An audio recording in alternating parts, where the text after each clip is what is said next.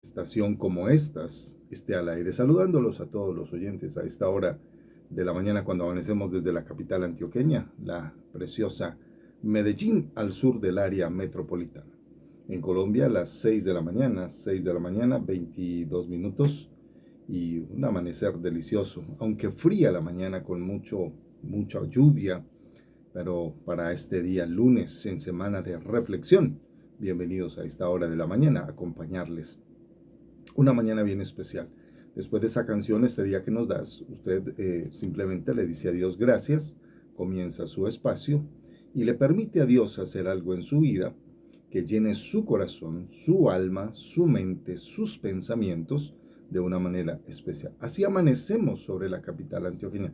Le dejo con la melodía este día que nos das de mi padre, autoría del señor José Raúl Hernández Padre, una persona muy influyente para nosotros al sistema y al tiempo de la radio, al cual le damos gracias a Dios por la oportunidad que nos regala de poder estar en el aire, al aire, porque la radio nunca muere. Que está llevándole a usted un espacio diferente, se titula Cuando el alma llora, es una canción lírica de la tierra de Israel. Para mí es un privilegio, yo soy el pastor Raúl Hernández, otra voz gospel, acompañándole desde mi emisora, desde la emisora que el Señor nos ha regalado, el portal Gospel FM, deseándole a usted una poderosa mañana, un poderoso tiempo de Dios para ministrar al Espíritu y ministrar delante del Señor. Quiero saludar a todos los que hasta ahora pues llegan a nuestra sintonía y se quedan con nosotros a través del portal Gospel FM. Si usted nos amplifica a esta hora, sea bienvenido desde cualquier parte del país o también desde cualquier parte del mundo. Un abrazo, poderle saludar a esta hora de la mañana para llevarle una palabra pequeña, una palabra devocional. Ayer habíamos comenzado en la noche en un café con Dios, estuvimos comiendo, permítame, le deleito con un delicioso chocolate. Espectacular. Muy bien, permítame entonces que un día como hoy, que esta mañana, usted y yo podamos entender que hay un plan, pero también que hay un propósito de Dios en una semana como esta, que es una semana de reflexión, una semana de reflexionar no solamente en lo que estamos viviendo, sino también en lo que vivimos todos los días referente a Dios, referente a tener una vida diferente en nuestro corazón. Eso es lo referente, que nuestra vida sea una vida totalmente diferente delante del Señor. Entonces, lo importante de todo esto es que podamos entrar en momentos de estar en quietud, en paz, si se te da el tiempo del descanso, que puedas activarte en las manos de Dios, puedas activarte en el poder de Dios, que puedas dejar que el Señor haga una obra en tu corazón. Quiero leerle esta mañana una porción de la Escritura, y esa porción de la Escritura, después de la que leímos ayer en Mateo capítulo 21, donde la gente preguntó cuando Jesús entró a Jerusalén. Ellos dijeron en el versículo 11, y la gente decía, este es el profeta de Nazaret de Galilea. ¿Quién era Jesús? ¿Quién es este Jesús? Era el profeta de Nazaret de Galilea. Así lo describió el evangelista Mateo.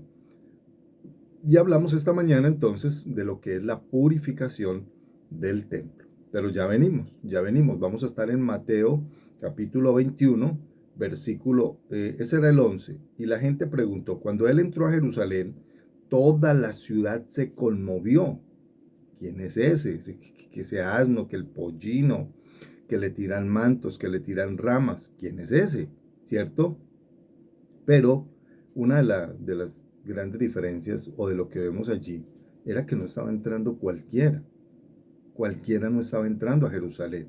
A Jerusalén estaba entrando el Rey de Reyes y el Señor de los Señores, el Alfa y el Omega, el principio y el fin, el que no tiene variable ni inmutable, el Dios que es todo, el Dios que es poderoso, el Dios que hace que el Shalom de su vida, el Shalanti, que pagó un precio ya listo, ya pagado está, pudiera venir a nosotros. Entonces, vamos a estar del versículo del capítulo 21 de San Mateo, del evangelista Mateo, del versículo 11 hasta el versículo 17, ¿cierto? Ahí vamos a estar hablando del versículo 11 hasta el versículo 17. En el versículo 11, quienes estaban en Jerusalén y quienes lo vieron entrar y el alboroto que se hizo cuando él llegó porque fue aclamado como el hijo de David, ¿cierto? Hosana a Dios en las alturas, dijeron.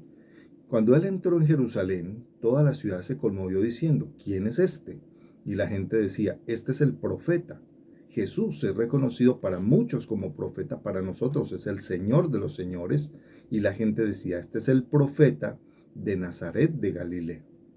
Lo reconocían como el profeta de Nazaret de Galilea. Versículo 12 hasta el versículo 17. Y entró Jesús en el templo de Dios y echó fuera a todos los que vendían y compraban en el templo. Déjelo ahí conmigo. Espere un momento y luego entramos. Le voy a dejar escuchar la canción de Israel, ¿cierto? Cuando el alma llora. Esa canción es un tiempo de buen devocional, un tiempo de buena enseñanza a través de Facebook también. Saludamos a nuestros oyentes a esta hora de la mañana, los que se conectan. Me gusta mucho de esa canción que estábamos escuchando, que se titula Cuando el corazón llora, que es una canción lírica del pueblo de Israel, que es interpretada por varias personas, pero que hay una voz que me encanta, es una voz de un jovencito que la interpretó, y es una palabra muy, muy especial. Muy bien, entonces la palabra de esta mañana está en Mateo, capítulo 21, del versículo 12, ¿cierto? Del versículo 12, 11, ya habíamos leído el 11. Este es Jesús, el profeta de Nazaret de Galilea. Este es Jesús, el profeta de Nazaret de Galilea. Y una de las cosas más importantes o interesantes que nosotros podemos notar en este espacio, en todo este tiempo, es lo que la Biblia nos enseña a través de lo que vemos de Jesús. ¿Qué es lo que vemos de Jesús? Allí, como hemos comenzado una semana de reflexión, yo anoche le decía a través del programa, perdón, estamos en un café con Dios, pero yo no estoy tomando un chocolate caliente, muy delicioso para compartir la mañana, porque la mañana en Antioquia está fría. En Medellín, Antioquia, en Colombia, está fría para los que nos ven en otros países y nos amplifican y nos siguen en otros lugares. Esta mañana, cuando hablamos de todo esto, hablamos entonces de que ayer, de lo que el mundo realizó, el mundo cristiano en todos los países, comenzó la tradición del capítulo 21 de la entrada triunfal a Jerusalén. Estaba la tradición, ¿cierto? Estaba la tradición de del Domingo de Ramos. Así se traduce, porque eso es lo que se hace, ¿cierto? Y luego en el versículo 11 dice la gente, cuando preguntaron quién era el que estaba alborotando a Jerusalén, entonces le dijeron a la gente, ¿quién es ese? Y la gente decía, este es Jesús. Esta es una declaración poderosa. Este es Jesús, ¿cierto? ¿Cierto? Este es Jesús, el profeta. Jesús era tenido como profeta, Juan era tenido como profeta. Los profetas vinieron antes de Jesús y después de Jesús, pero él era el que marcaba el inicio de ser un profeta, ¿cierto? Jesús marcaba el inicio de ser un verdadero profeta. Ahora, ¿qué es lo más interesante de todo esto? Lo más interesante de saber que Jesús estaba allí como profeta es que el pueblo le estaba reconociendo en ese instante a Jesús que él era un verdadero profeta. ¿Cómo lo reconocían? Lo reconocían sencillamente porque ya le habían visto en el templo, le habían visto en las calles, le habían visto en el monte, en el sermón más largo que él predicó, le habían visto en la sinagoga, y dice entonces allí que la gente lo reconoció y decía, este es Jesús. Y el Señor Jesús dijo en unas palabras muy interesantes y muy sabias, dijo, y toda lengua confesará que Jesucristo es el Señor para la gloria de Dios Padre.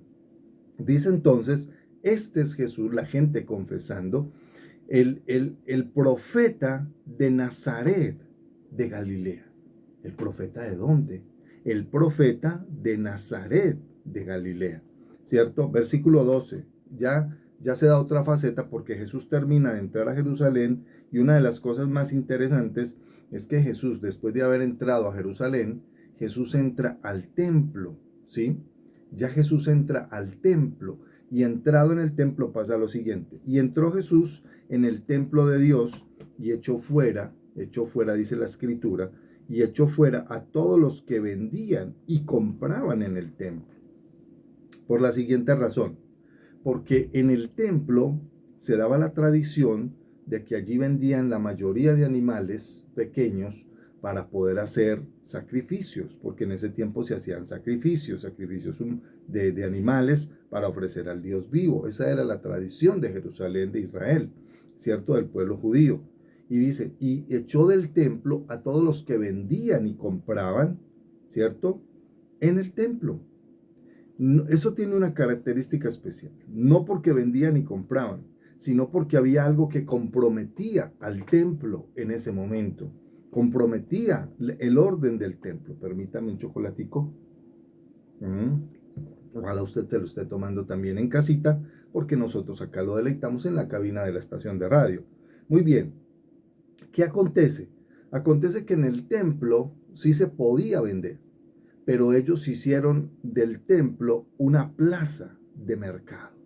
Y entonces Jesús tuvo que llamar la atención sobre esto, tuvo que llamar la atención, ¿sí?, a los que compraban y vendían, ¿sí? Y era una reconvención. Ya nos vamos a dar cuenta el por qué no era tan correcto, aunque lo hacían, vender dentro del templo, porque no era tan correcto, pero más sin embargo lo hacían.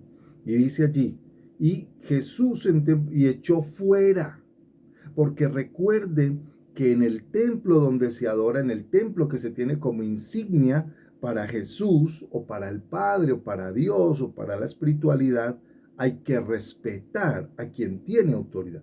Y Jesús es la autoridad del templo. Jesús representa el templo vivo de la presencia del Padre. Él lo representa. Y él entró allí celoso del templo.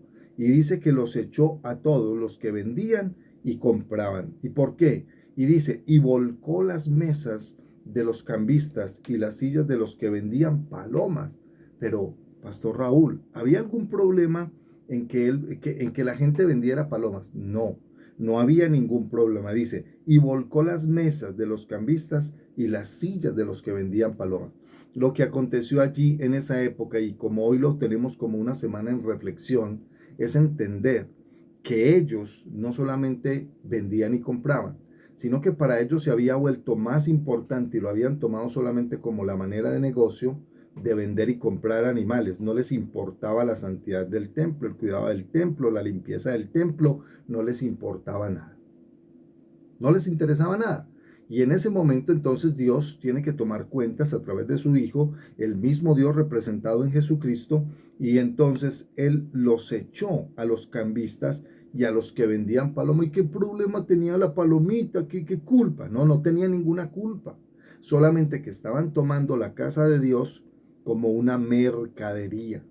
Y no puede convertirse en eso. Si la gente va a la iglesia, si la gente va al templo, la gente tiene que ver que hay algo diferente, aunque haya un área del templo destinada a un comercio, pero que no, eso no puede primar. Y aquí en el templo de Jerusalén primaba la venta de animales, ¿cierto?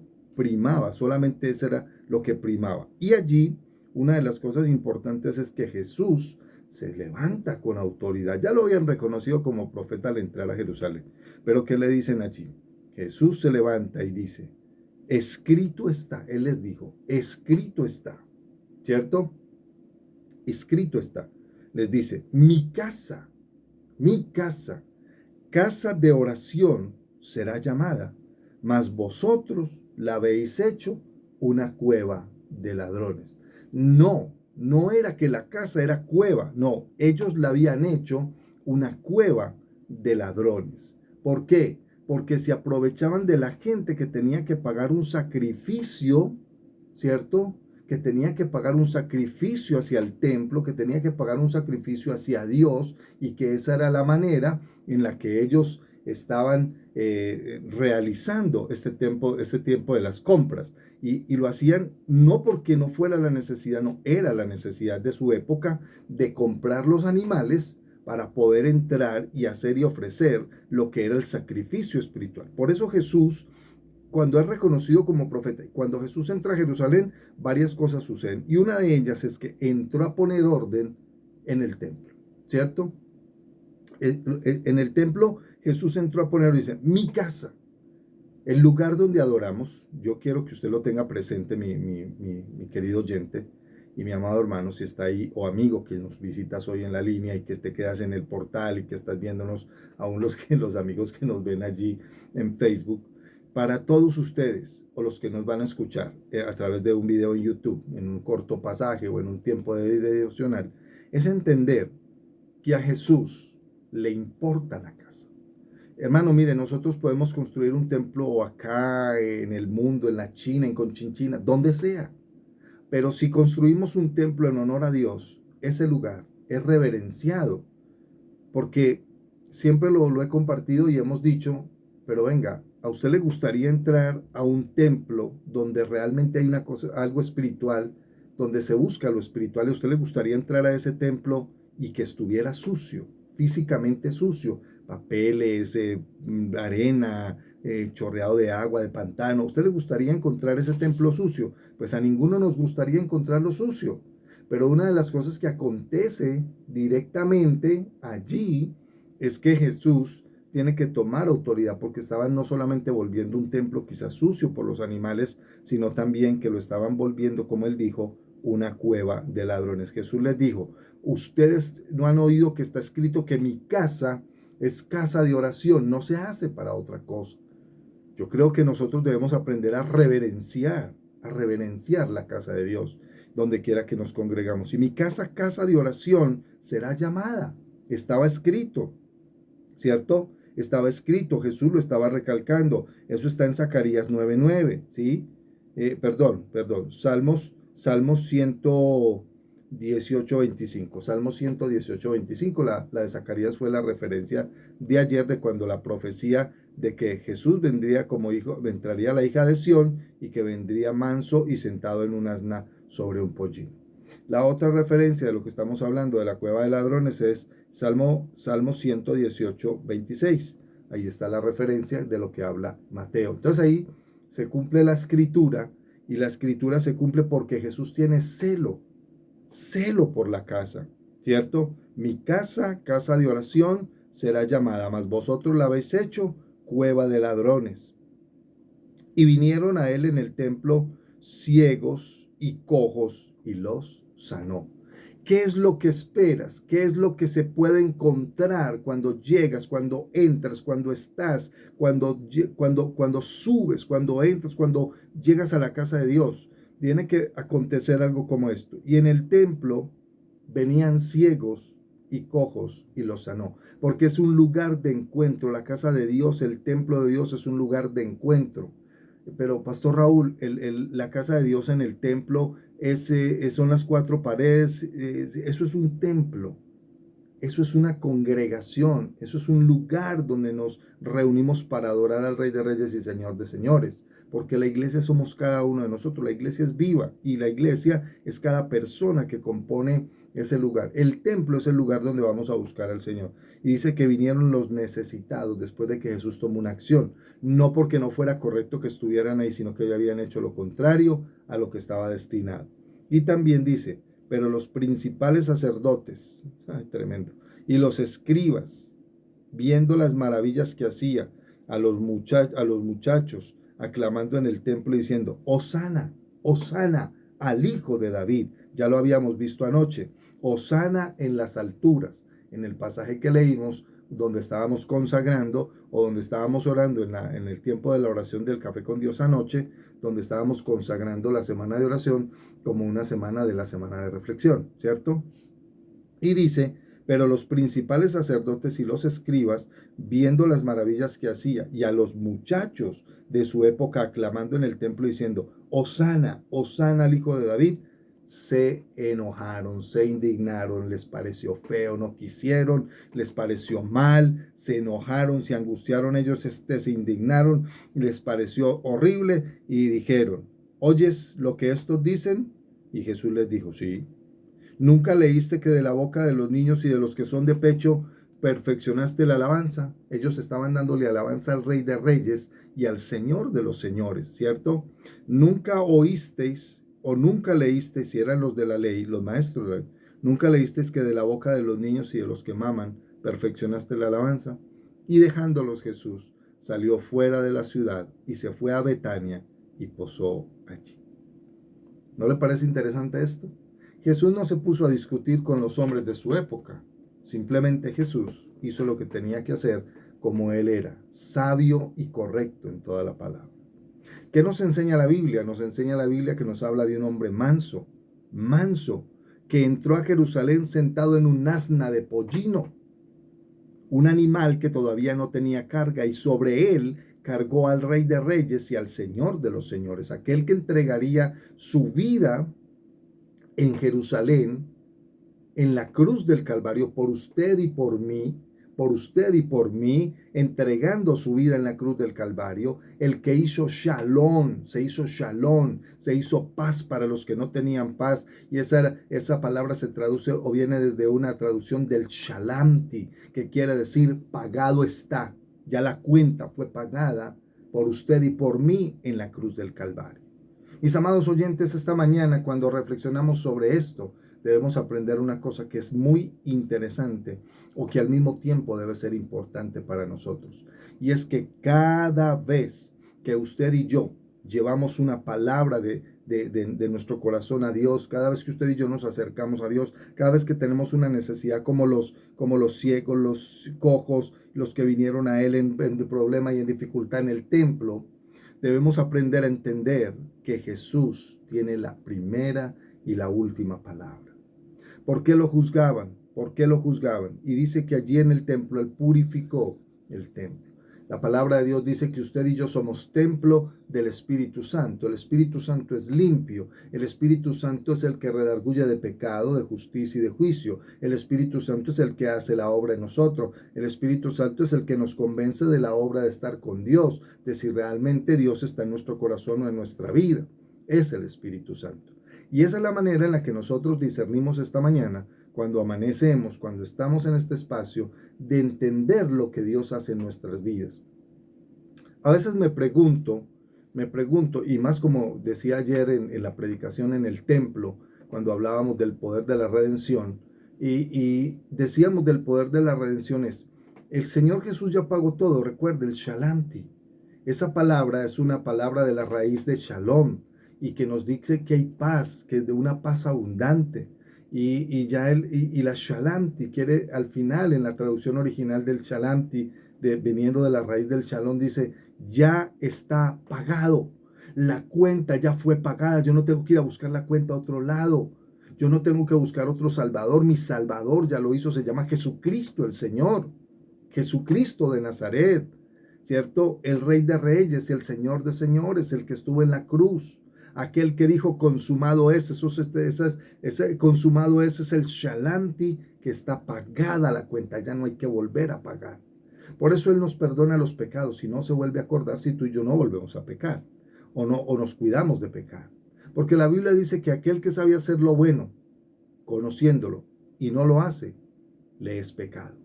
Lo bueno, si no se practica lo bueno y se hace lo malo, es un pecado, es contado como un pecado.